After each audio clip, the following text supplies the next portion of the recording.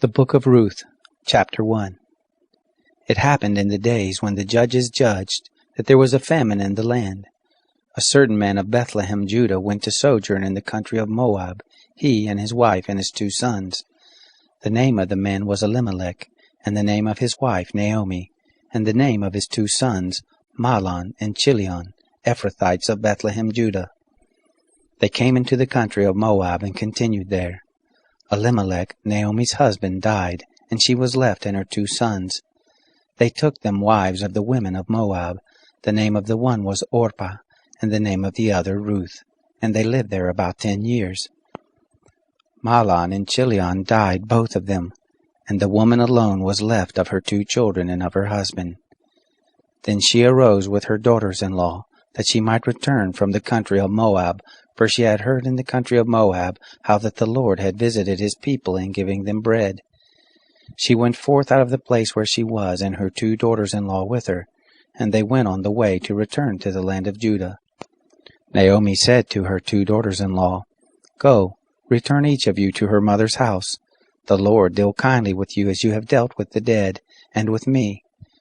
The Lord grant you that you may find rest, each of you in the house of her husband. Then she kissed them, and they lifted up their voice and wept. They said to her, No, but we will return with you to your people. Naomi said, Turn again, my daughters, why will you go with me? Have I yet sons in my womb, that they may be your husbands? Turn again, my daughters, go your way, for I am too old to have a husband. If I should say I have hope, if I should even have a husband tonight, and should also bear sons, would you therefore wait until they were grown? Would you therefore stay from having husbands? No, my daughters, for it grieves me much for your sakes, for the hand of the Lord is gone forth against me. They lifted up their voice and wept again, and Orpah kissed her mother-in-law, but Ruth joined with her. She said, Behold, your sister-in-law has gone back to her people, and to her God. Return you after your sister-in-law. Ruth said, Don't entreat me to leave you, and to return from following after you, for where you go, I will go. And where you lodge, I will lodge, and your people shall be my people, and your God, my God. Where you die, will I die, and there I will be buried. The Lord do so to me, and more also, if anything but death parts you and I. When she saw that she was steadfastly minded to go with her, she left off speaking to her. So they 2 went until they came to Bethlehem. It happened, when they were come to Bethlehem, that all the city was moved about them, and the women said, Is this Naomi? She said to them, Don't call me Naomi, call me Mara, for the Almighty has dealt very bitterly with me. I went out full, and the Lord has brought me home again empty. Why do you call me Naomi, seeing the Lord has testified against me, and that the Almighty has afflicted me? So Naomi returned, and Ruth the Moabitess her daughter-in-law with her, who returned out of the country of Moab, and they came to Bethlehem in the beginning of the barley harvest. Chapter 2. Naomi had a kinsman of her husband's, a mighty man of wealth of the family of Elimelech, and his name was Boaz. Ruth the Moabitess said to Naomi, Let me now go to the field and glean among the ears of grain after him in whose sight I shall find favor. She said to her, Go, my daughter. She went and came and gleaned in the field after the reapers, and she happened to come to the portion of the field belonging to Boaz, who was of the family of Elimelech. Behold, Boaz came from Bethlehem, and said to the reapers, The Lord be with you. They answered him, The Lord bless you.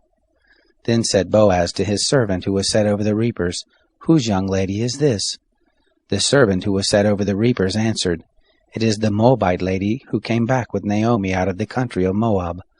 She said, Please let me glean and gather after the reapers among the sheaves. So she came and has continued even from the morning until now, except that she stayed a little in the house. Then said Boaz to Ruth, Don't you hear, my daughter?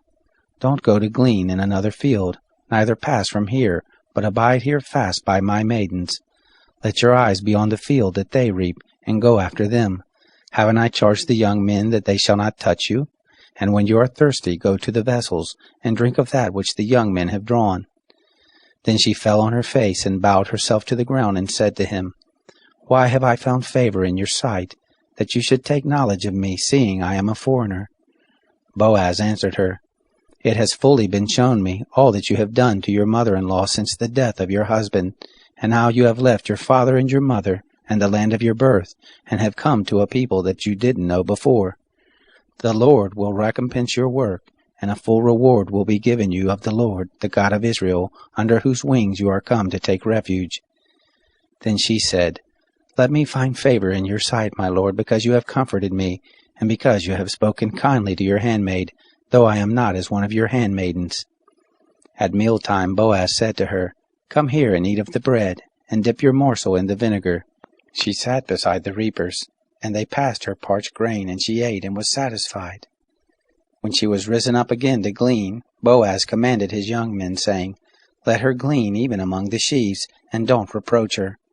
Also pull out some for her from the bundles, and leave it, and let her glean, and don't rebuke her." So she gleaned in the field until evening, and she beat out that which she had gleaned, and it was about an ephah of barley. She took it up, and went into the city, and her mother-in-law saw what she had gleaned, and she brought forth and gave to her that which she had left after she was satisfied. Her mother-in-law said to her, "Where have you gleaned today, and where have you worked? Blessed be he who did take knowledge of you."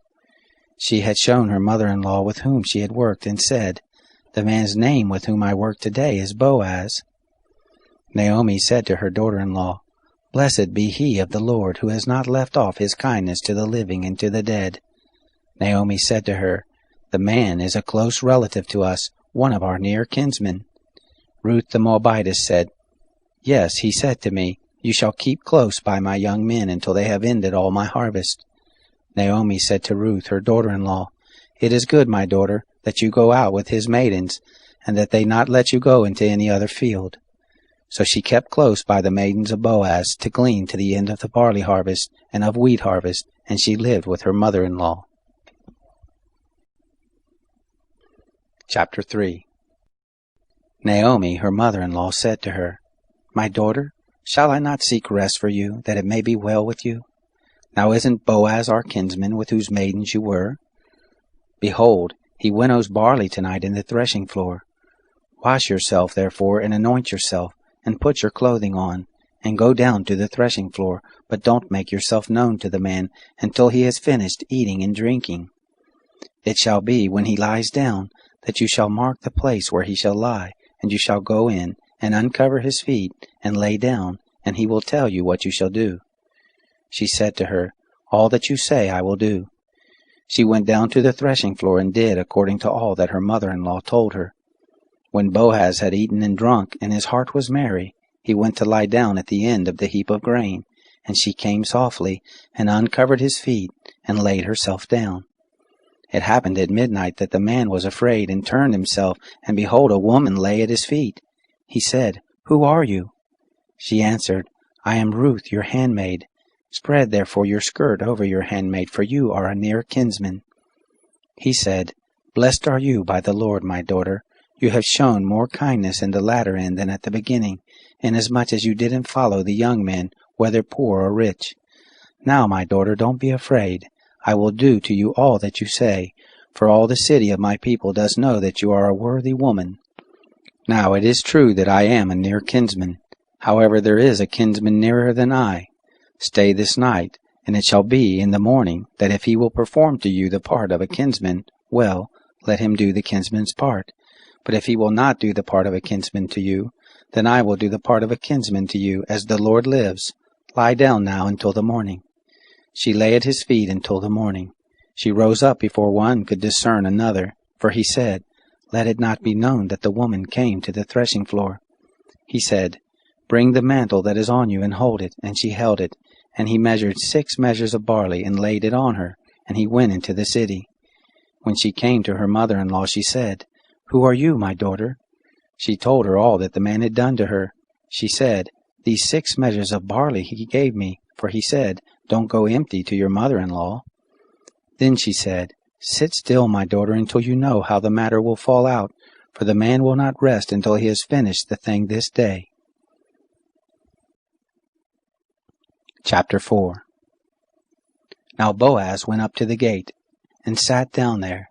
And behold, the near kinsman of whom Boaz spoke came by, to whom he said, "Ho, such a one! Turn aside, sit down here. He turned aside and sat down. He took 10 men of the elders of the city and said, Sit down here, and they sat down. He said to the near kinsman, Naomi, who has come back out of the country of Moab, is selling the parcel of land which was our brother Elimelech's. I thought to disclose it to you, saying, Buy it before those who sit here and before the elders of my people. If you will redeem it, redeem it. But if you will not redeem it, then tell me, that I may know, for there is none to redeem it besides you, and I am after you. He said, I will redeem it. Then Boaz said, The day that you buy the field of the hand of Naomi, you must buy it also of Ruth the Moabitess, the wife of the dead, to raise up the name of the dead for his inheritance. The near kinsman said, I can't redeem it for myself, lest I mar my own inheritance. Take my right of redemption on you, for I can't redeem it. Now this was the custom in former time in Israel concerning redeeming and exchanging. To confirm all things, a man drew off his shoe and gave it to his neighbor, and this was the manner of attestation in Israel. So the near kinsman said to Boaz, Buy it for yourself. He drew off his shoe. Boaz said to the elders and to all the people, You are witnesses this day that I have bought all that was Elimelech's and all that was Chilion's and Mahlon's of the hand of Naomi. Moreover, Ruth the Moabitess, the wife of Mahlon, have I purchased to be my wife, to raise up the name of the dead on his inheritance, that the name of the dead not be cut off from among his brothers, and from the gate of his place. You are witnesses this day.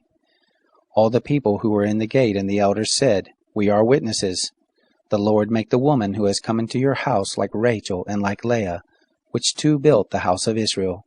And do you worthily in Ephrathah, and be famous in Bethlehem, and let your house be like the house of Perez, whom Tamar bore to Judah, of the seed of which the Lord shall give you of this young woman.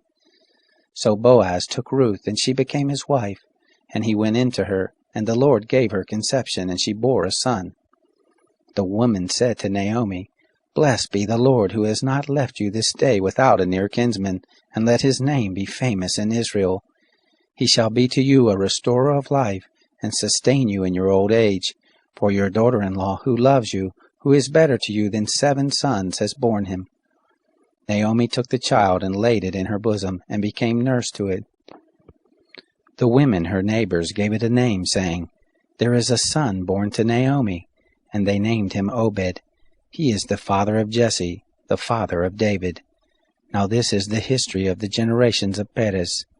Perez became the father of Hezron, and Hezron became the father of Ram, and Ram became the father of Amminadab, and Amminadab became the father of Nahshon, and Nahshon became the father of Salmon, and Salmon became the father of Boaz, and Boaz became the father of Obed, and Obed became the father of Jesse, and Jesse became the father of David.